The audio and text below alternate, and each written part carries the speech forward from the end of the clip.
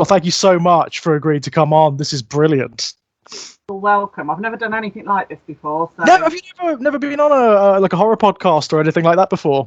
I've never been on any podcast before. That really surprises me. I mean, like as you know, I did a video, not review, but kind of just gushing about Suffer Little Children. I saw the review, yeah, and thank you. Amazing. Oh, I loved it. I loved it. I absolutely loved it. I mean, I was actually rereading it in preparation for this, and again, what really got me about it, and it really did strike me, is that there's so much horror about children. There's, obviously since things like the Midwich Cuckoos, The Omen, and technically Rosemary's Baby, and The Exorcist, and so on and so on and so forth.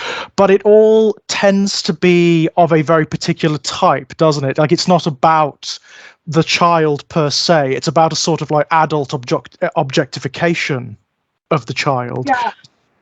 And what I loved about your collection is that it wasn't about that at all. It ripped the subject matter away from the established tradition, and I loved that. Oh, thank you. I think the thing for me is I think it's interesting how when you become an adult, you don't remember how children behave, and when you see things and you read things, it's always is sort of how people expect a child to behave, and children aren't like that. Children are quite vicious. Absolutely, yeah. I mean, that's exactly it. I mean, I've spoken about this at length with quite a few other writers. In any genre, in any medium, whenever you've got adults writing about children, so often the children are just vessels for adult concerns. Yeah. It's like I always go back to, I mean, don't get me wrong, one of my favorite writers from childhood, but massively problematic when you come to read him as an adult, C.S. Lewis, The Chronicles of Narnia. Now, the children, quote unquote, in Chronicles of Narnia are not children. No, they're not. They're definitely not, and certainly not sort of Lucy and Susan. I'm going to say Edward, and then I've got, is his name Edmund? Edmund, yeah. Edmund Pevensey. He has more of that sort of that id. He does have selfishness that a child has before their ego is fully formed. But certainly the other three children very much are adults in every way. Absolutely. It's almost like, and isn't it interesting that in that story, in The Lion, the Witch, and the Wardrobe, Edmund is actually punished and villainized for being a child, for being a sincere child. And it's only when he submits and becomes the vessel for the adult concerns, before he effectively submits to Aslan, the ultimate icon of very patriarchal authority. That's when he's allowed to be with the good guys. That's when he's saved, as it were. But before that, when he is a sincere child, when he's slightly perverse, when he's, he operates according to selfish whims and, certain whims of cruelty, he is a monster. Yes, and also he questions a lot at that stage. Even when he's sort of meeting the White Witch and everything, he's questioning, well, why should I do what you want me to do? Still from a very selfish place, but he's questioning all authority and everything that he's being told. And it isn't until he stops questioning authority that they suddenly go, now you're good. Now you're okay, right? Now you are... you must follow this route. That's more of a, I mean, I don't know about you, but that's more of a concern to me than any sort of bad behavior on Edmund's part, because Edmund is a child. Yes. It's this notion that he has to be like amputated in this very particular way to fit in, to be part of what the adults prescribe for him. And that's, again, it's one of the things I loved about your collection. It's that commentary upon like intergenerational traumas, which you just don't often get in horror stories about children. And if you do, it's all one way. It's The Omen, it's The Exorcist. It's sort of like the parents' concerns about their children, and not the atrocities and abuses that are heaped upon children by their parents or by previous generations. Yeah, I think sort of a society as a whole, And not in society, I think it's like a biological thing that a lot of us wish to become parents. Society tells us we should become parents, but also there tends to be a biological thing that says we should become parents. It's what stops the human race going out.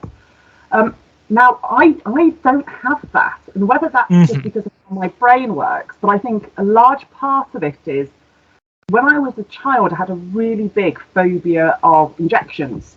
Really big phobia of injections. I threw a table at a doctor when I was 7, so I didn't have my vaccinations. Right. And my parents, to try and break me of this phobia, used to say, when you're an adult and you get pregnant, you'll have to have lots of injections. And it made me really fearful of pregnancy. Oh, so, wow! So it's like powerfully associative, but in not the way intended. Yeah. So whereas I think it's almost sort of integral to humanity that we worry: is there something wrong with our offspring? Are we doing the best that we can? Because if not, there's that sort of back to living in the caves that they may not survive to become an adult, which I just don't have. So I don't put things from that patient's worried perspective. I can put it more from that sort of outsider perspective and the child's perspective. But I think it's purely down to that fact that I was so sort of made to be scared of motherhood as a child that I just I don't have that sort of nurturing bit in my body that goes, oh no, what if there's something wrong?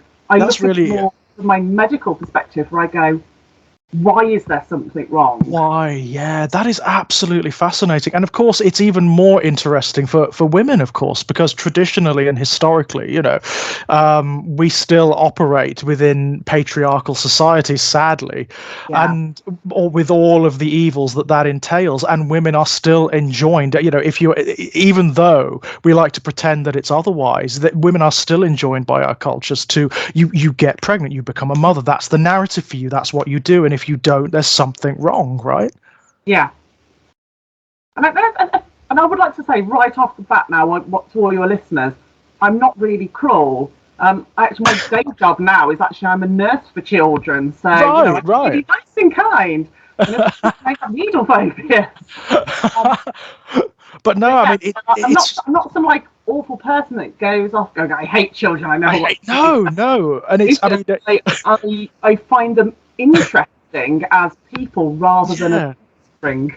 Sort of like vessels for your concerns, and that really does get to the nub of something which I think really comes through in all of the stories in Suffer Little Children, but like thematically in the collection as a whole, which is this willingness to question the dynamic of parent and child. I mean, it's something like you said, we're so invested in it that it becomes almost impossible to investigate without it coming off as like an attack or as something corrosive or negative. And yet, I'm gay, I'm a gay man, so like it's less true now. I mean, obviously there are gay parents and whatnot, but we are sort of denied the narratives that are generally applied or present for our straight siblings. So the narratives of husband and father and so on and so forth. And I also don't want children. So it gives you what it seems like what you have is like this like you said, it's like an outside perspective. It's almost like an objective perspective on a phenomena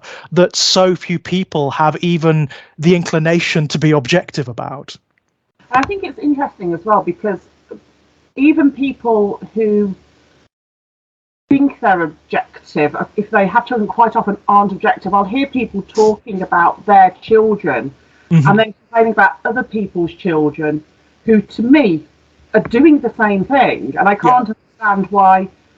Say, for example, it's fine for your children to be noisy and playing football in the garden, but when it's your neighbour's children being noisy and playing football in the garden when you're working, that's not acceptable.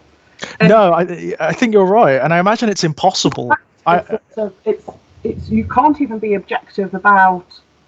It's not even being objective as children as a whole. It's almost being objective about your own children. It's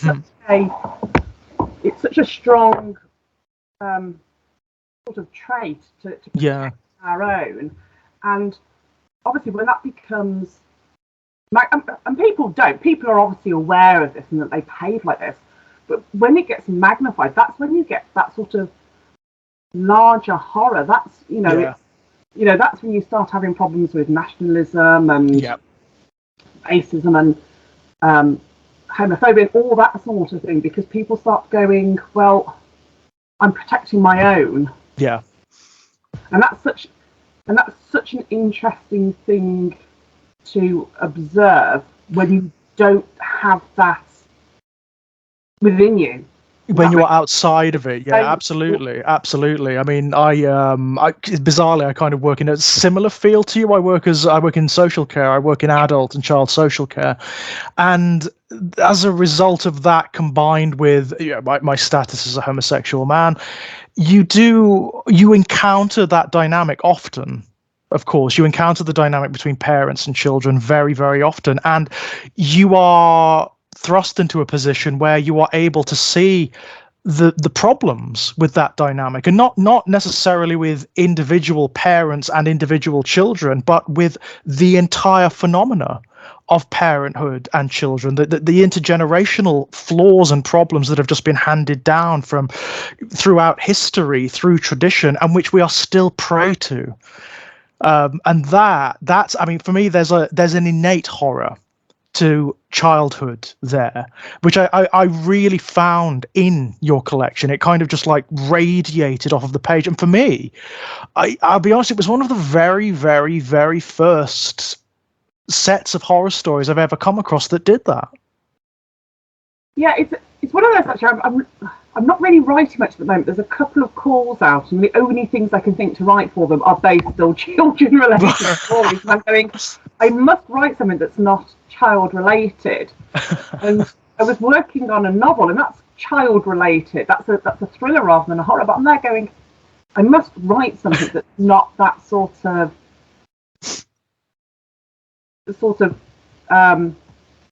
like trope. There must be another trope I can say.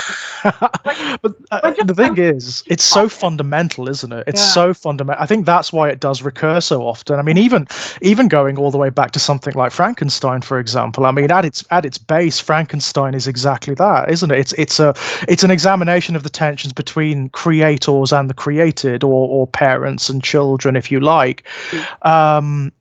I think there's something fundamental in horror about it. And it's interesting to me that for a long, long time, that examination was one-sided. It was all about the horror of what children represent to their parents, what latter generations represent to their parents. Oh, they are strange, and they believe strange things, and they do strange things, and they don't act according to what we consider to be ideal to society. I mean, that's what The Exorcist is ultimately about.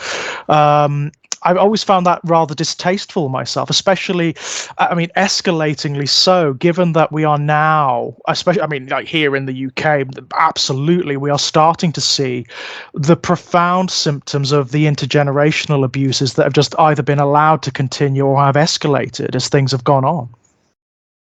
Yeah, I remember having a conversation with somebody at a writing convention. They very offhandedly were speaking about intergenerational abuse, and basically said, well, I don't know how somebody can behave like this, especially when their parents have behaved like it to them. And I was really excited, and I started going into immense detail about the 3 different reasons if people behave and enact abuse, and went into great detail about how the fact they do it because if they abuse their children, it's a normal behaviour. Right, it's normalised, right? Them was not abnormal, and they are not abnormal.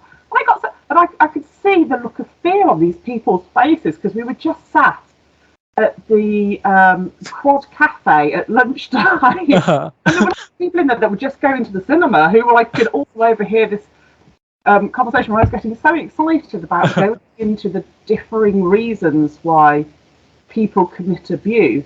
And I was watching it going, I'm going to have to just stop having this conversation, because I've obviously had years and years and years to become, I'm not going to say hardened, but sort of more understanding and accustomed to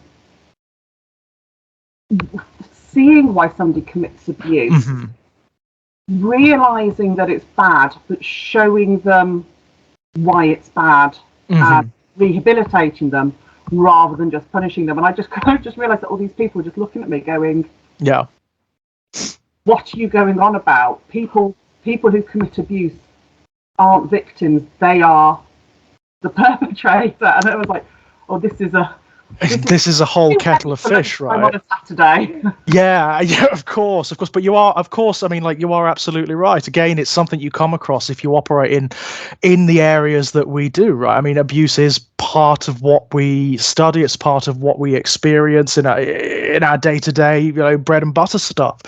And you do start to realize that, especially if you are like actively studying the factors that inform abusive behavior, not just like small scale abusive behavior or like domestic abusive behavior, but the wider abuses, like, for example, like political abuses and whatnot. I mean, we've here in the UK, of course, we're still resonating with the trauma of things like Brexit, for example. Now, from my perspective, I cannot see Brexit as anything other than an abusive act from older generations perpetrated upon younger generations. I don't see any other way of looking at it. It was an active and conscious dig at younger generations. Well, we are going to deny you what we've had. Your passports aren't going to be the same. You are going to have less opportunities. You are going to have less money in the country. You're going to have less like educational opportunities. You're going to have less living opportunities. And I find that whole phenomena fascinating, especially when you come, and it happens quite a lot these days, obviously, when you come into contact with those who were very forthright about Brexit, those who wanted it to be the case. Because what I find is, as in cases of domestic abuse, to them it was obviously the right thing to do. It's the normalized thing. It's not the case that, what I did was malevolent or what I did was negative or whatever. But they're also not given to analyze it to any great degree, because the moment you start doing it, they clam up or they get defensive, or they do that classic thing of going up in the air and shutting down the conversation. Yeah, it was interesting to me, because I think probably 99% of people I knew didn't want Brexit. They wanted to remain in the EU. And there was like a couple of sort of quite people that I wasn't necessarily that close to who had voted for it. But one of them kept putting up on their Facebook page. They kept, every time anyone said anything negative about Brexit, she wrote, "I'm only thinking of my children." I couldn't help it. I had to put up the little image from The Simpsons on my Facebook page of Reverend Lovejoy's wife going, "Won't somebody think of the children?" And I would really, personally, critique that, because I'm like, how? In what way are you thinking of your children? Because I mean, maybe this is, again, it's because of my particular biases, but I look at this thinking, well, it was self-evident that it's going to harm latter generations, and for an extended period of time. I mean, I personally don't even think we've hit rock bottom as a result of Brexit yet. I don't. I heard something very interesting a few years ago on QI from Stephen Fry, and I learned all of my history from QI. So, but he was talking about how as society we have golden ages when things are really, really good, but we almost sabotage them ourselves, and our brains start looking at outsiders as coming to take our golden eggs. Yeah. And we will quite often then sort of sabotage that golden age, and we have what he called a double dip, where we have something very bad and then we have something even worse afterwards. Yeah. And he talks about things like around World War I and World War II, and how golden ages before it and then things happened. He talks about the Depression in America. And of course. Prior to Brexit, he said, we're due to have one. Stephen Fry for this. But all I can think about is it's if you look through history all the way back to the start of recorded history, this has happened. Yeah. And you then get a surge afterwards where human rights and societal rights improve exponentially. And it's almost because if things are going well, you have no reason to improve. So you have to make things bad. Yeah. Movement on it. Interesting. So I'm literally hanging all of my, hanging up the mixed metaphors. I put all of my eggs in Stephen Fry's basket, and he told me things are going to get better because he predicted this on QI.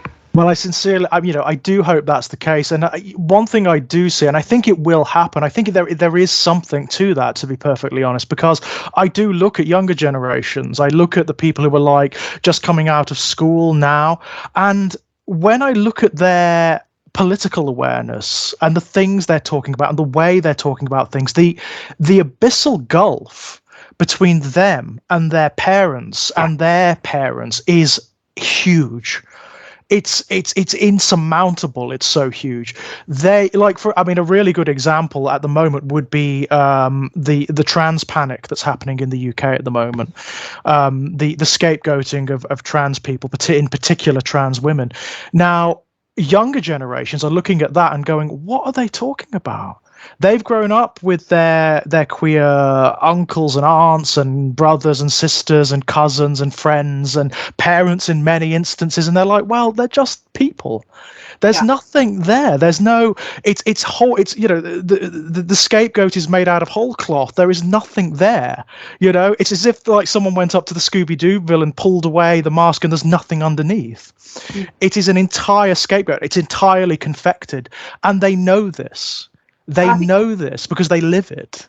What you were saying at the start when you were talking about the Narnia books, those children now are questioning as well. They're not questioning and being told that's not polite, you don't say that, and they're not going, yes mother, yes father. They're going, no, you may say, but I'm still questioning it. Why are you thinking that? Why? Absolutely. That's such a big thing. It's huge. It really is. I mean, it's almost like they're not willing necessarily to accept either side until either side can prove their point to them. Because you can have it both ways. I always say when people are propaganda, I can't speak at all. They're sort of selling hate speech to us. They put elements of truth in. They put like a gram of shit into a kilogram of sugar. Exactly that. They then tell you to make a cake. So that's sort of the case of the kids are going now, no, hold on a minute, that doesn't make sense. Yeah. And I'm not going to listen to you saying this about safe trans rights, saying that they're doing it because they're all paedophiles. And no, I'm not going to listen to you over on this side who were saying I am a cat and I should be able to wear my cat onesie to school. They're questioning both sides of it, saying you have to explain to me why you feel this way. And luckily, a lot of things like hate speech do fall apart at that point. I think so. I think it's when it comes up against like lived reality, isn't it? I think that's the thing, because as I say, these kids, they have been operating in a state, and it's largely thanks to things like, bizarrely, it's one of the more positive sides of social media, which is it has allowed for contact between people of sort of similar identities or who have similar interests and whatnot, that they've been exposed to people who operate under these identities on a wide scale, and they can see that it's entirely harmless. They are looking at like the exaggerations and distortions that are coming from, I mean, it's not universally so, but it is largely from not even their parents' generation, but their parents' generation. And they to them it seems mad. To them it seems absolutely insane because, as I say, they have their queer friends and their queer uncles and their queer aunts, and it's like, to them it's insanity. And I think what's going to happen, particularly with the current moral panic that we are experiencing, is it's going to go exactly the same way as the moral panic against, primarily, not exclusively, but primarily against gay men through the 70s and the 80s. Yeah. It's going to hit that rhetorical wall where it just stops having traction anymore.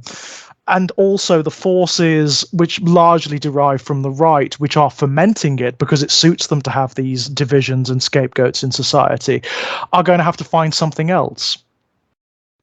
Yeah, I mean, it is. You're talking about the sort of the moral panic against gay men in the 70s and the 80s. But of course, you also had things like the satanic panic. Of course. And that's it's been sort of like obviously mocked and ridiculed a bit when they did Stranger Things, and they were showing that satanic panic sort of within the show. Of course. But you still have incidences like this. I know somebody on my Facebook page put on the other day about somebody, I believe it was on Loose Women. They showed somebody's nursery that was all black because they were going to do a goth nursery, and one on it said, "Oh, they're raising their child to be a Satanist." And I was so annoyed about it, so angry about it, because she said that you saying that behaviour is what teaches other people that that's what it is. You know, you're on a big platform and you're saying, because you like black lacy curtains, right, you're a fatalist. I mean, where do you... and you've got little ghosties hanging from from the thing that you're a Satanist. So there is still, I think, a little bit of that coming through as well at the moment. You've got this sort of reoccurrence of the sort of the phobia and fear-mongering around homosexuality, which was especially sort of like the 70s and the 80s. But you've also got that sort of, if you're not quite of that sort of conservative with a sort of a little c at least, then you're not quite right. If you're not conforming, if you're not sort of like primary colours, upper middle, that sort of thing, sort of like, well, if you're woke, it's because you're a little bit simple. Although they will then point out everybody who's woke is people who've got university degrees. Right. Again, I mean, that's one of the contradictions, isn't it? That's because all the people within the university are liberal arts witches. There is almost that sort of that fear-mongering of which you see in a lot of like things in like Shirley Jackson's The Lottery and stuff. That sort of fear-mongering of again the otherness. That we're protecting our own, and we're protecting our own from anything that doesn't follow what we feel it should follow. And I think sort of historically, sort of recent historically, a lot of that has been around sort of Christianity, but I think even that's changing a lot now, because obviously there's been so many changes within the church, although I'm sure a lot of people say there can still be a lot more changes within the church. But it's nothing that you'll have people who are I suppose what you would have called in the 60s almost like quite hippies. But then still being quite right-wing on their views. So they're sort of spouting love and peace while toting a gun. It's a very odd dichotomy going on at the moment with this. It really is, isn't it? I think particularly with regards to things like traditional Christianity, for example, it struggles to, certainly here in the UK, it struggles to find traction, doesn't it? It struggles to find its place in society. So it's trying so many different things. So you've got like the Anglican Church, for example, often tries to remarket itself or remodel itself along particular lines, and it never really works because it comes off as feeling slightly old hat fat and naff and insincere, whereas the Catholic Church tends to generally, not universally, but generally go the opposite direction, and it recedes. It's like, no, we are this. This is what we stand for, and it's the old school conservatism. And it's fascinating to see that. It's absolutely fascinating. I mean, I do have a friend, Tom, who was up until very recently a vicar for the Anglican Church. He was the Anglican vicar for Shrewsbury. He's not anymore. He left because he just didn't like the politics of the church anymore. But the stuff that he would tell us about, and probably shouldn't, was amazing. And it's stuff, I kid you not, I don't want to say too much because I don't want to almost perjure myself, but the stuff he was saying, I remember saying to Tom, you need to write this down. You need to write this into a book. Market it as fiction. Don't market it as an expose so they can't sue you for libel or something. But this is insane. I mean, I swear, Penny, when he moved to to Shrewsbury to be the parish vicar there were stories involving not only hundreds of thousands of pounds that had gone missing that were unaccounted for from the previous incumbent, but also human remains that were found.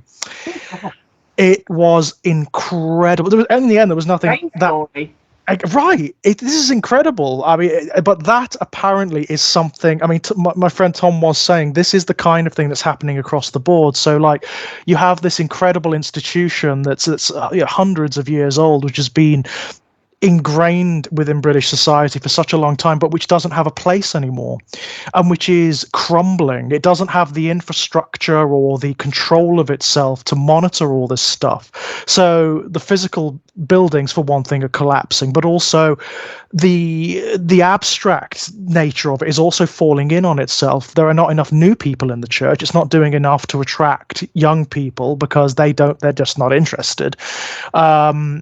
And you have all of these rather old parish vicars who have just been left to their own devices. And by and large, he's of the opinion that they've been doing some sinister stuff with a lot of the money. It's incredible. I mean, but then again, you've got people like Tom himself, and he's kind of what you were talking about before. Tom is, even when he was a vicar, obviously he hung around with me and my mates, and we're a group of gay, sort of strong to middling atheist people, So he was very, very, very, very, very, very liberal and very, very, very, very left wing in terms of his politics. My on a slightly lighter note, my mother-in-law is a lay preacher, but she's moved from the church that her and her husband had been with for probably 40 years. They've moved down to be closer to us, and they can't quite find a church that they like. One's a low church and it's full of lots of families and lots of singing and clapping, and the other one's a bit too high church and it's right. They're currently alternating between them to get the best of both. Yeah. It's Christmas. I remember she said to my stepdaughter one year, she said, "Can you ask the heathen if she's coming to Christmas service this year?" I love that, the heathen. I think that's brilliant. And I went, and I used to go because they used to let me ring the bells. So I used to get to ring the bells to call everyone for Christmas Day. And I used to do the reading. And I used to threaten to say, rather than to say, I can't remember what it is, you said something like in Lord, I believe, or something. In Santa, I believe, and she went, "You will not." Awesome. Well, I mean, that's something I really like. I mean, the reason I got to know Tom is through my friend Ray, who is a gay man, but is also a brilliant musician, and he used to play the organ at the church and he used to do the musical direction for Tom's choir. So that sort of commingling of cultures where there is space made for the gay atheist in the church. I think there's something kind of beautiful about that. Yeah, I think sometimes. I mean, the church it was a very small village. Everybody knew everyone, but as soon as somebody new moved into the village, they'd go over and invite them to come to the church thing, and they were very close to the plague and everything. But yeah, you didn't have to be Christian to go to the church. I think there's something very beautiful about that. I'm There was a man, actually. There was a trans man who was. But he wasn't a trans man. He was a trans woman who was mentally unwell.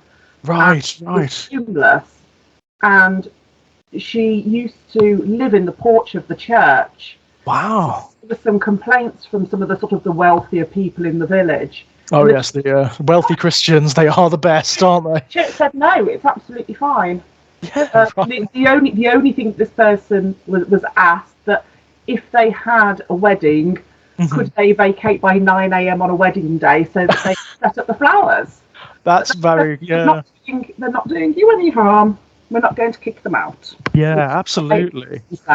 So acting in a Christian way, right? In a way that Jesus would have. That's nice to see, isn't it? Oh wow. I mean, I know we've sort of got off on some tangents there, but that absolutely no, it's brilliant. This is I don't know whether you've listened to any of the other podcasts, Penny, but this is how it goes. This is kind of how it goes. This is what we like over here. But one of the things I do tend to ask people on this podcast is like, it's that thing that everyone who is interested in horror or operates within horror is asked, which is, where does it come from? Is there something like, I mean, you've already talked about your experience with the injections, and that was fascinating, but is there something like, are there particular influences from when you were young, like in terms of media or fiction, that informed your interest? Well, I think I was quite lucky. I came from a family who didn't see horror as being like the poor side of entertainment or literature. So my earliest thing I remember for horror is when I was 2 years old, I watched Plague of the Zombies with my parents. Oh, fab! Because they wanted to watch Plague of the Zombies, and they worked on the fact that if I was too scared, I would leave. But also, Plague of the Zombies isn't sort of like zombies walking up and like ripping out throats and everything. It's quite a sad story because it's about these people who are taken from sort of where they should be resting and their souls should be at rest, and being forced to work and do things that maybe they don't want to be doing. So it's I would think it's quite a nice film, but it's quite a heart-wrenching film. And even at 2, I was quite taken with it. Yeah. So it's a human story, rather than I know what people would classically think of as a zombie story. The George A. Romero stuff. Yeah, and my parents, they were very, very supportive. I could pretty much watch, or it didn't matter what, if anything, was like an 18 or anything like that. It didn't matter at all. Snap. Exactly the same. That they had they had a couple of years. They didn't like me reading their handbook of horrors that they had because they thought I'd find them too scary. So I used to hide and put the bathroom light on because they had around little corners they couldn't see it was on, and read them at night. When they realised that I was doing this, they asked me just not to read the stories by Alex White. Right, because those are a bit much, yeah. Those are my favourite. Of course they would be, wouldn't they? They made the mistake of signifying it to you. Oh, the forbidden. By that point. And I remember my auntie saying, please don't read those ones by Alex White. I've already read them, sorry. Too late, sorry. I was traumatised by them so much. And then the other thing they wouldn't let me watch as a child was Stephen Gallagher's Chimera and Frankenstein. And because they thought, when they came out, I was about 6 or, well, not when Frankenstein came out, but when they came out, I was about 6, I think, on TV. The book had already been out. But with that and Frankenstein, my parents thought I may not be able to realise it was fiction because of the science fiction side to it. So actually, when I actually got round to seeing and reading those when I was much, much older, so I probably didn't read Frankenstein until I was about 14. Right. I didn't read Chimera until like a couple of years ago. I was expecting something absolutely terrifying, but instead just was like in floods of tears because they're such sad stories. Right. It's funny how often that happens, isn't it? Like, because of context, the reactions are different. I mean, I had a similar thing with my I mean, lots of overlap there. Really, my experience is kind of the same. My mother is a horror fan, always has been, and the shelves lined with Stephen King and Dean Koontz and Clive Barker and all the rest, and also a capacious VHS library when I was a kid in the 80s, all of which was horror. It was all like The Shining and Alien and Predator and all that kind of thing. And my brother and I were not restricted. We were allowed to watch pretty much what we liked under the proviso that if it did scare us, then we would turn it off. We would go somewhere else and do something else. I looked at you had that proviso. My proviso was if it scared me, I wasn't allowed to wake them up. I love that. Now that is brilliant. I love that. But it's funny, isn't it? Almost every writer I've actually interviewed for this show has had that experience, something very, very similar to that, where they were more or less unrestricted when they were children in terms of what they could certainly what they could read, and very often in terms of what they could watch as well. And the net result is not as, some of the more conservative parts of society would have it, which is, it hasn't warped us or twisted us or made us into serial killers or anything like that. By and large, all it's really done is made us into horror snobs to a certain degree. But I think what I also liked was my parents used to do something where, because they knew, and it wasn't that I liked horror as such. And I call myself a horror writer, and I definitely like horror. I'm a horror fan, although I don't like anything with any torture, and I'm very wimpy when it comes to torture. So I can't watch anything like Game of Thrones. No, because there's a lot. Horror, I find that far more horrific. Oh, there's a lot in that. It's very graphic. I always say my husband likes things like Vikings and Game of Thrones, and I say he's just watching tits and torture. Oh, torture again. Well, to be fair, it's tits and cocks and torture as well. It goes the whole hog. As it were. Nice ring is tits and torture. My parents used to sort of share lots of sort of things that I'd be interested in. Uh-huh. So when they realised that I really liked things that were going to scare me, my mum was like, "Oh, you must read this excerpt from Jane Eyre." Oh. And then sort of like, "Oh, Great Expectations." So when I was brought up on horror, I was not just sort of handed like the children's book of horror stories or a copy of Dracula. I was also handed like the Grimm's fairy tales. Yes. Jane Eyre or Rebecca and all that sort of side of things.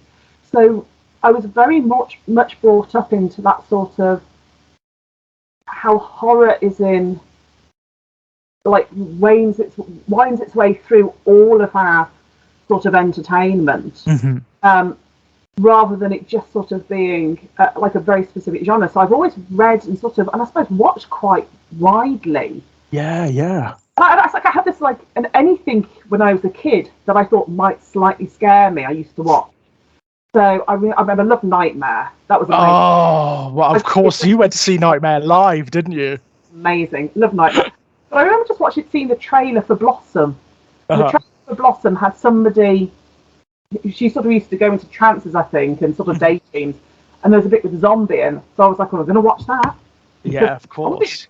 And it had nothing to do with the storyline, but. No, but it is interesting, isn't it? Like there was quite. This is quite slightly old man, but there was quite a lot of stuff during that era that was marketed at children. That was kind of, it was either children's horror or it had horror elements, like little CITV and CBBC dramas that had horror elements. Morning, that was purely set around a children's TV program in the morning with the cartoons on, which was all set in a ghost train. Right. Yes, Ghost Train, right. And then they used to have the real Ghostbusters on there. Of course. But even things like, I don't think people know this, but Round the Bend. Yes. Down in a sewer with a... Croc. With Croc. And one of the things they used to have was they used to have like the evil, like, hypnotist man on it. I can't remember his name. Oh, Psycho the Magnificent. Yes. And that's literally, there is an Alex White story set in a circus, which is basically that's what it was all the time. fantastic. All of Alex White stories seem to end in somebody being sawn in half. I don't know why. Right. So it's a preoccupation, right? But no, and I mean, you mentioned Nightmare, and that's definitely a key one for me too. And what I've always gravitated to in Nightmare, beyond its incredible intelligence and how brilliant it was. I mean, like so ambitious for the era. Looking back at it, I can't believe it got made. But the horror element, right? I always found, I remember my mother watching it with me and both of us getting so tense when that chord of music would play or the heartbeat would start and you know something's coming because they're taking too long to get out of the room. The one that used to get me, and again, I can't remember what they were called, but there were some sightless things that followed you. I can't remember if they smelt you or if they That's right, the cavern whites, yeah. And they were they used to, as soon as they stepped into a room and Traegar would go, "Careful, Dungeoneer." I'd be like, "Oh no!" Yeah, they were so scary. And the funny thing was, like, this, you look at them now, and they are still scary, but they still stand up really well. But so crude as well. I mean, like, this is children's television, so it has in the 80s, so it has no budget to speak of whatsoever. It's like 50 pence and half a curly whirly, yeah. But the costumes are so crude, but something about the crudity makes it even worse. It makes it even scarier. There's something very material about them. And they are so frightening. It's the framing of them. So I think a lot of the people who were the actors in those suits quite often have been sort of people just starting off their sort of their TV or theatre career. So I expect a lot of them had like stage and dance backgrounds, so there was a sort of fluidity to their movements, but then a real sort of reality to the crudity of their costumes. Yeah, I could, in my head, I think when I was watching that, I could just imagine sort of like maybe like what looks like a bunch of rags under an underpass sort of unfolding themselves in a really sort of disjointed manner, but very, very sort of quickly. So it's not somebody just shuffling along. It's that sort of very eerie, sort of discordant, almost alien movements. Slightly uncanny, right? Because they were sightless as well. They would have this strange sort of swaying motion where they'd hold out those weird raggedy limbs that they've got and just sway from side to side, and it was really, really weird. On top of that, of course, like you said, you've got Traegar's framing, and Hugo Myat, who played Traegard, he could sell anything.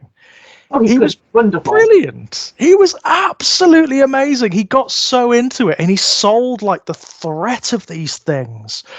And then, of course, on top of that, you had the chords of music that would play, which were really scary. I know for a fact that after I think it was season 1, they were told to tone that down a little bit. Yeah. Because there are sequences in season 1 that are brutal. The horror is really, really scary. I always remember the very first quest, and they do something wrong. They're given a clue to pick up a magic lamp in one of the rooms, and they get it wrong. They get it wrong. They don't take the magic lamp, and they end up emerging into a chamber that's almost totally dark. They can only see the Dungeoneer and a tiny little bit of the cavern around them. And there's this weird, I don't know, it's like a chittering, clicking sound. And Traegar pipes up and he says something along the lines of, "This darkness is made by something that doesn't like visitors, team." And it's so scary. It's so scary. When I was a child as well, so when I wanted to be a Dungeoneer on Nightmare Live, I wrote in my little application, I'd always wanted to go on Nightmare as a child, but I didn't have 4 friends. Right. It's a little jokey thing to get through the thing. But actually the truth was, even though part of my brain knew that when Traegar said that they'd fallen to their death when they were trying to escape something, and then you saw them leaving, my brain went, I don't think they do. I think they only put that on for the TV, so you don't worry about why there's dead children. So there is somewhere, like in one of the CITV Granada studios, there is this gigantic I don't know, like pit, a charnel pit of children from the 80s and the 90s. It's something that I just don't think works quite right in my brain. That I know from a completely sort of normal point of view that if you were watching a horror film and somebody dies in a horror film, they don't die in real life. Yeah. But part of my brain goes, yeah, but do they? And because I sort of have because I have face blinds, which I only found out the other day, my mum also has. She only told me like 2 weeks ago. If somebody's a really good actor, even if they appear in something else, I don't recognise them as the person in the first film. Oh, that's interesting. They can't go, oh, Frances Conroy's in this, and so she obviously didn't die in that. My brain just goes, well, this is a different person. It's not, I don't see the actor or the actress, I see the character. I tell you what, Penny, there's the basis for a great, there's like the basis for a great story there. Imagine if that is the case, you know, that people are dying. Because lots of people that I knew started writing characters with the name Penny or Penelope. Priya Sharma actually wrote one in an anthology about somebody with face blindness called Penny, who was as well. And I went, "It's me." No. She said, "Why would you think it's you?" And I went, "Because it's a nurse with face blindness called Penny." She's got a lot of overlap. That's why. You know, is this in All the Fabulous Beasts, by the way? No, it was. Is it in another one? Yeah, it was one she did reading from in Glasgow at FantasyCon. So All the Fabulous Beasts has already been out because that won the award that year. What a piece of work. Yeah, but yeah. But yes, I did remember just sort of like really sort of going, why is everyone doing this? But I kind of get why you would. I kind of get why you would feel that way about something like Nightmare, because it was walking this very fine tightrope, wasn't it? It knew that it was appearing on children's television, so it had to pull its punches a little bit. So there was always this, like, in-universe preamble. Treguard would say something along the lines of, the dungeon dimensions below don't exist as a real world, so we need to blindfold you with this helmet to stop you from being destroyed by illusion. And yet, whenever they did emerge into a chamber where there was a threat, he would act as though it was like the most desperate thing imaginable. Oh, you know, you have to save your dungeoneer and so on. So it's really fascinating that it created that dichotomy in children's minds, where on the one hand it was telling you point blank that this is not real, this is an illusion. On the other hand, it's desperately trying to sell you the fiction. And I like yourself, for me, I went on that side of things. I erred on the side of this is real, this is actually happening. I was immersed, you know? I suppose the other thing that did that at that era was Crime Watch. You know, the Don't Have Nightmares. Yeah. She was trying to tell you, don't worry, it's not real, when it was real. Yeah, right. It almost had like that opposite effect in the adult TV. But the other thing that really scared me as a child, so I watched Return to Oz when I was 8. Whoa. And by that point, I'd already watched American Werewolf in London on my own, and on Elm Street 3 on a sleepover with a friend in an empty house. Because those are the days when you went to a sleepover and the parents went out. But neither of those particularly scared me, but Return to Oz was terrifying. And even now, I got my husband to watch it because he'd never seen it. Oh.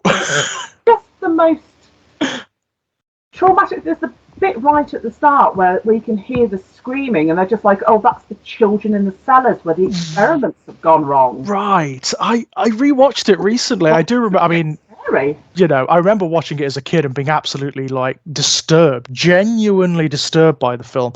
But I rewatched it recently, and I was really shocked by how much of the film is tonally weird, like really upsetting.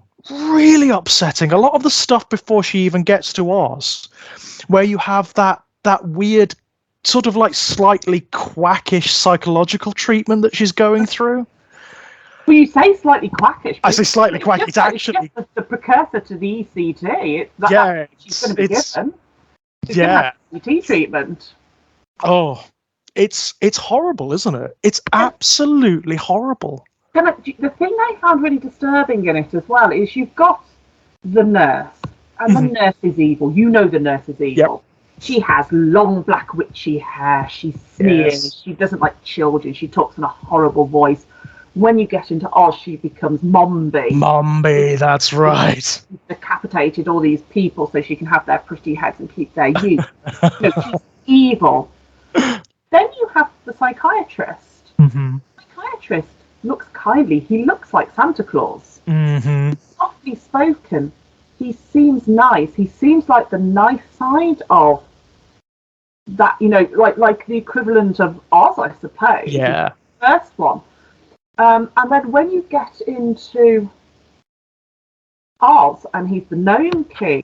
Right. So initially he seems so understanding. He's there and he's like, but I just want to help you. There are rules and you don't understand the rules. That's right, yeah. Evil. And as a child, that's really difficult to watch because you're used to your protagonists and your antagonists being like 100% good and 100% bad. Yeah, being more like Mombi, right? Almost like he's gaslighting her. Yeah, there is something really subtle. Be my queen. You don't need your friends. You can stay here. I like you. I want to care for you. What I'm doing. Yeah. And actually, watching that as a child is so unnerving. It's so like the eggs come out and he starts sort of melting and talking. I'm sorry if anyone's not watched this. Like the Gnome King is allergic to eggs. Yeah. Can I just put a disclaimer here as well? If you do go and watch it, guys, and you haven't, be prepared. I am totally sincere about this. This is a disturbing film. It's really upsetting in many and varied ways. It is. It covers mental health. It covers abuse, poverty, all sorts of stuff. I mean, it's a heartbreaking film in many, many ways, and petrifying. And there's no let up in the fear. Even the bits, there's a bit where she's walking across the deadly desert. Right. A nice bit. I remember as a kid. And there's a lovely little jaunty bit of music, which is unnerving because. But it's horrible, isn't it? When you know what it does, like when she says that anyone who touches like even a grain of sand from this thing turns to sand. Oh, and I'm trying to remember what the actress's name is because it's the actress. Oh, Farouza Balk. Yeah, and of course she's got a great name. I'm going to say not The Cure. What's the film? Oh, The Craft. Yeah, and she is equally as enigmatic in this film as she is in The Craft. Oh yeah, totally. Absolutely wonderful. She's a brilliant actress, isn't she? She's very young in this, isn't she? She's only a child. Oh yeah, she's younger than Judy Garland was when she did Wizard of Oz. I think might be about 12 as the actress in it, but she's really, really young. Yeah, definitely. But yeah, I mean, like what you were saying about the Gnome King, him being like gaslighting, I think that's absolutely true. I think like he's almost like a twisted parent figure, isn't he? He's avuncular. He comes across as, almost apologetic. Oh, I'm so sorry, Dorothy. I didn't realize that this was the situation. But there are rules, and that's the problem, you see. It's nothing to do with me. I'm not malevolent, but there are rules that must be followed, and this is just the way it is. That's why things are terrible. It's not because of me. And when I watched it, and I think even now when I watch it as an adult, I still feel, sort of as you watch it, you don't feel any sort of upset that the Mombi gets her comeuppance. No. But there is still a bit of and I don't think you see him at the end. So obviously when they did a flip back to our world, you see, but I think he just disappears. I think so. I can't remember off the top of my head, but I think that's the case. Do you see them like being arrested or carted off or something? She's carted off. She's holding onto the cage and is being carted off. But I think he's just missing. He's just gone, right? There's some sort of thing that he went down maybe in the storm trying to save his machines. But but I remember sort of almost feeling Dorothy's guilt. Because she's such a brilliant actress at it, that even at the end you can see that she's still not 100% sure she's done the right thing. Right. And there is, and that might have just been me putting more onto the story than was there. But I always sort of watched it and then sort of felt a bit of a, was he as bad as I thought he was? You know, he managed to gaslight me when I was watching it. Well, shall I watch the film again and see if he is as bad as I thought he was, or whether he's not? And you know, I've probably seen it like a handful of times then. So, I think you're absolutely right. There is this, even as an adult, even watching it as an adult, when she first comes before the Gnome King, you feel as though, because of his framing and because he is so avuncular, he's so, like you said, he's kind of like a big rock Santa Claus, right? And he's so well spoken and so reasonable sounding that up to a point, anyway. Around his eyes. I mean, he's a rock. Mm-hmm. He smiles and it crinkles. He gives her food. He gives her water. It will kill her if she eats and drinks it. Oh yeah. Like mercury, but yeah, it's like bubbling silver or something. He would give to his children to, you know, he's protecting the people of Oz.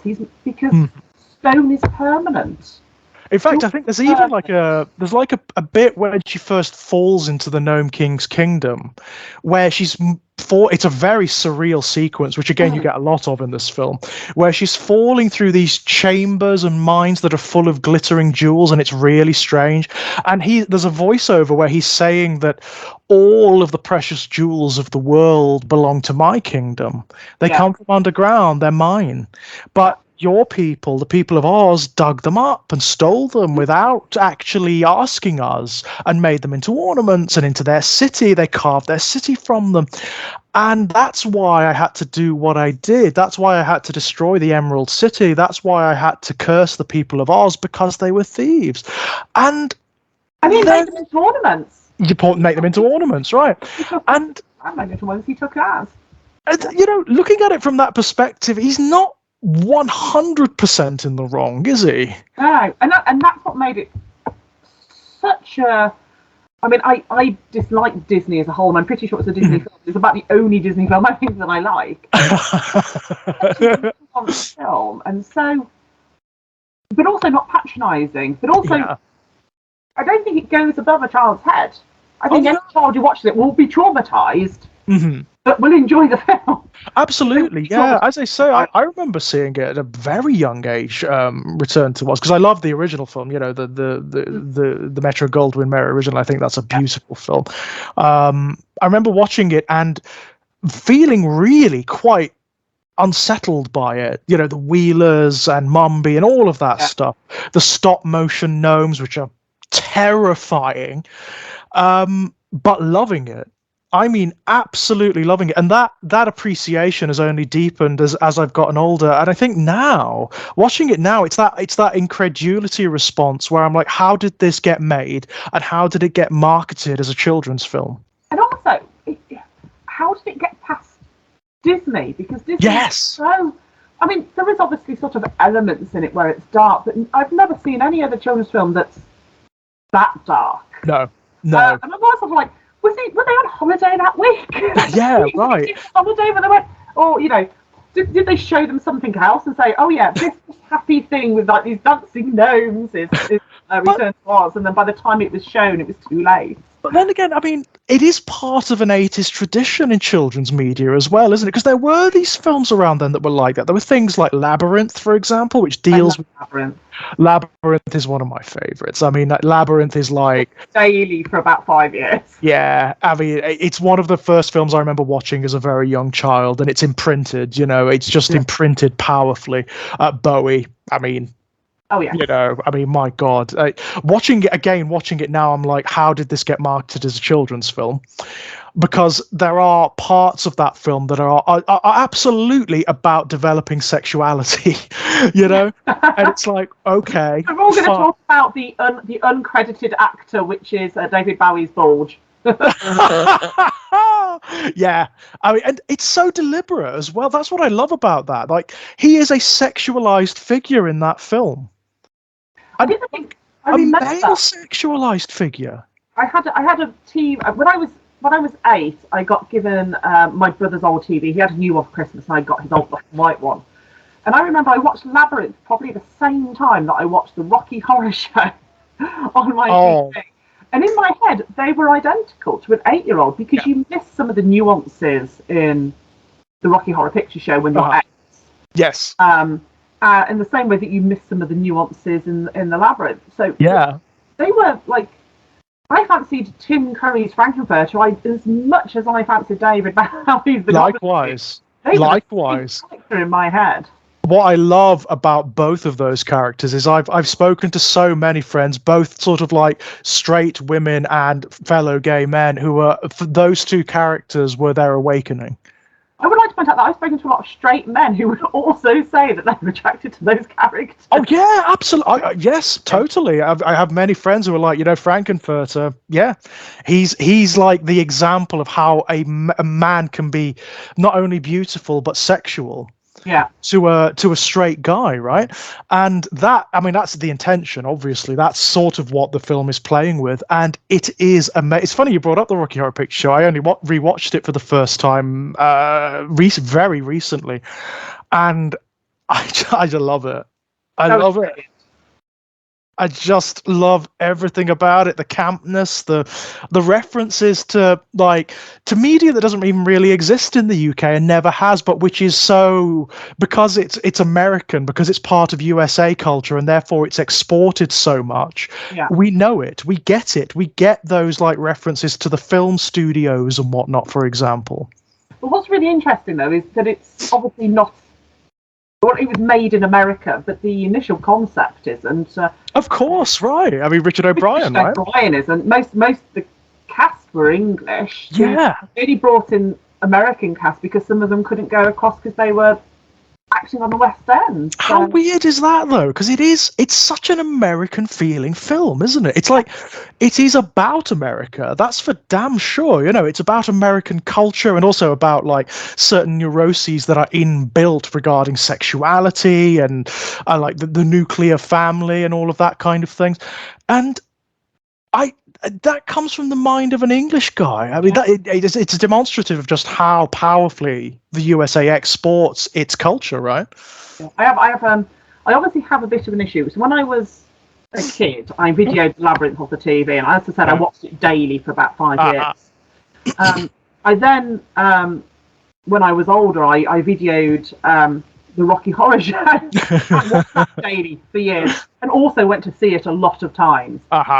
And then really got into Stephen King's It, the miniseries, and recorded that and watched it daily for years. And that's long. That's a long one. That is a long watch, especially for a kid, for a young person. Hot Fuzz is the one that I rewatch. It's the thing that I watch and I can quote word for word, and it's just such comfort to me. Oh, it's the one where, where if people ever ask you, like, so what is like a perfect film? The one that you've gone to head in terms of like pure technicals, the one that always comes to my mind is Hot Fuzz. And it's really interesting that I thought I wasn't going to like it because I watched Shaun of the Dead and I really enjoyed Shaun of the Dead because I love horror films and I love zombie movies and I love all of the different incarnations of zombies. So I love like the George Romero's, the Tromeros, the like the Plague of the Zombie type ones. So I like all the different types. So I'm really excited about Shaun of the Dead. Hot Fuzz, I could take it or leave it because I thought, well, I'll watch it when I watch it because I'm not really into buddy cop movies. Right, it's not, it's the Michael Bay film, right? Point Break and Bad Boys 2. That's quite handy. But I brought it for my husband for his birthday because his birthday's around Father's Day, so there's just loads of Father's Day stuff. And I went, oh, that'll do. Chuck it in as an extra present for him. And we just watched it sort of mouth ajar going, this is amazing. Yeah. And he had not seen Bad Boys 2 or Point Break. No. You almost, it's so weird, isn't it? You almost don't have to because you know these images, these reference points. I think that's what's so key about it. The parodies and the satires in that film are so sharp. They're so on point. I haven't rewatched Point Break. My husband did rewatch Point Break actually a couple of months ago when I was away because he hadn't seen it. He said, I'm going to watch it. And he went, oh, that's a bit pants. But we watched Bad Boys 2 together quite soon after watching Hot Fuzz. And we rewatched it. It just happened to be on the TV the other day, so it was just on when the TV was on. And I walked in and I went, "Oh, you're watching Hot Fuzz?" And he went, "No, it's Bad Boys 2." But there's a bit at the start where he's doing like the walkthrough in the police station, and the cinematography is identical. It's identical, yeah. I mean that's what gets me about it. So clever. Edgar Wright is a directorial genius, absolute genius. The way there are not many directors who can emulate to that degree what other films look like or the styles of other directors. It's utterly brilliant, and there's not a moment in it that's wasted, like not a millisecond or not a joke that doesn't hit. That's what gets me about it. It's this beautiful artifact, Hot Fuzz. It is like the finest cut diamond. And I've probably seen it now hundreds of times, and every time you watch it, you see something else. Yeah. You go, even just like a nuance on a word, and you go, "Oh, I didn't get that the previous 99 times I've watched it. Now I get it." When it was COVID and there was very little to do, we were trying to work out what we were going to do on New Year's Day, and I discovered that Wells has a Hot Fuzz walking tour. And they weren't walking tour because of COVID, but you could download the map, and it was when you could travel. It was like right at the end of COVID, so you could travel and you could go and do things outside. You could even do things outside in a group if you wanted, but there wasn't really anything going on inside. You couldn't really go to the cinema or anything like that. Yeah. And it was, we go, "Oh, we wear it for work. We don't want to have to wear one." We did this walking tour, and it was brilliant. And they had like a swan outside the police station. Oh no, that's brilliant. Yeah. That's brilliant. Swans all over Wales, different swans. Oh no. I wonder if they have trouble with people chasing them. I don't know, but actually one of the things that we didn't realise this, because we went, "What's that bell?" And in Wales, they have swans that are around the, it's not the castle, but it's the castle in Hot Fuzz. Right. On the moat. And there's a bell, and the swans ring it for their lunch. Brilliant. So I think that's where they got the idea from, the swans listening. But then, so they have lots of different swans. They have a Hot Fuzz one in front of the, we've all scenes from the film in front of the police station. That like is a little amazing. Like, this is Danny's house. It's hilarious. That's incredible. Oh, well, Penny, this has been fantastic. It's been a really good chat. Before we go, is there anything you'd like to advertise or pimp out? I don't think so, really. I said I'm not really working on anything at the moment. But I should be, but I'm not. I've had my computer breaking constantly. So. Oh, tell me about it. This whole thing is kind of steam powered at this point. It's on the edge. Yeah. But what I will do, of course, I will leave links to all of your books and published work down below. Particular guys, you must have watched my review on Suffer Little Children. That's a fantastic collection of short stories. Please go and check that out. As for myself, you can find me knocking about here on the Exaggerated Elegy channel. Links to all of my published work over at strangeplaygrounds.com, or just go and type George Daniel Lee into the evil empire of Amazon. And if you fancy a chat, come and chat to me over on Twitter for the time being. Let's see how long that lasts, at Enigmatic Elegy. Penny, again, that was fantastic. Thank you so much for coming on. Thank you, and thank you for letting me witter on about my childhood as well. No, anytime. If you'd like to come on again and talk about something specific or whatever, please let me know. We'd love to have you. There we are. Okay, I'm up. I'm totally up for that. I'm totally up for that. I'm totally up for talking about that to the nth degree, I can tell you. And thank you guys for listening along. Until next time, bye-bye.